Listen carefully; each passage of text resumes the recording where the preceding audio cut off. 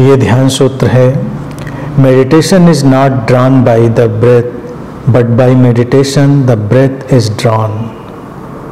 सूत्र कहता है कि सांसों के द्वारा ध्यान नहीं संचालित होता है, बल्कि ध्यान के द्वारा सांसें संचालित होती हैं।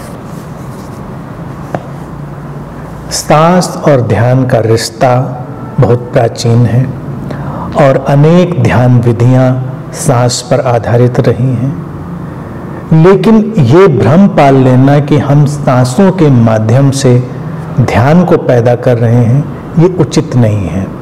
सांसों का सदुपयोग है, उपयोग है।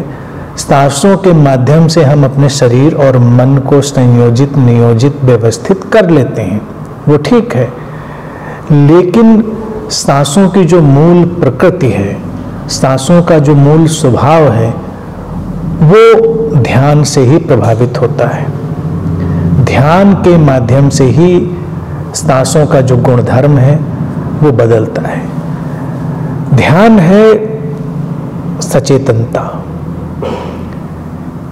अनब्रोकन फ्लो ऑफ कॉन्शियसनेस, सचेतनता का अखंडित प्रवाह। अब जब सांसों से हम इसको संयुक्त करते हैं तो सांसों की गुणवत्ता बदलती है। सूत्र का यही अभिप्राय है। लेकिन केवल हम सांसों पर ही कोई काम करते चले जाएं तो आवश्यक नहीं है कि हम ध्यान को निर्मित कर पाएं या सांसों की गुणवत्ता को बदल पाएं। हम प्राणायाम कर सकते हैं, उसके जो लाभ हैं हमको मिल जाएंगे।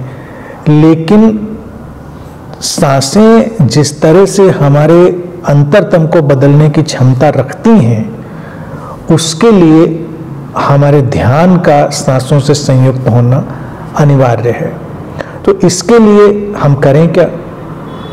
और जो सबसे प्राचीन और बहुत सरल ध्यान विधि विपश्यना जो दी गई, विज्ञान भैरव तंत्र की भी पहली विधि वही है, सांसों के सचेतन अवलोकन की, कॉन्शियस ऑब्जर्वेशन की।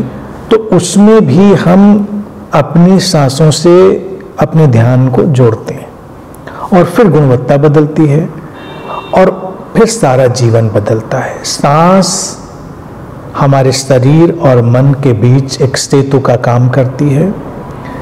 सांसों की प्रकृति के बदलने से हम शरीर और मन में तमाम तरह के बदलाव अनुभव करते हैं। लेकिन अगर हमको एक रूपांतरण चाहिए, एक आमूलचूल रूपांतरण चाहिए, तो केवल सांसों पर ही काम नहीं करना है, सांसों से सचेतनता को जोड़ना है। बस ये पूरी प्रक्रिया है।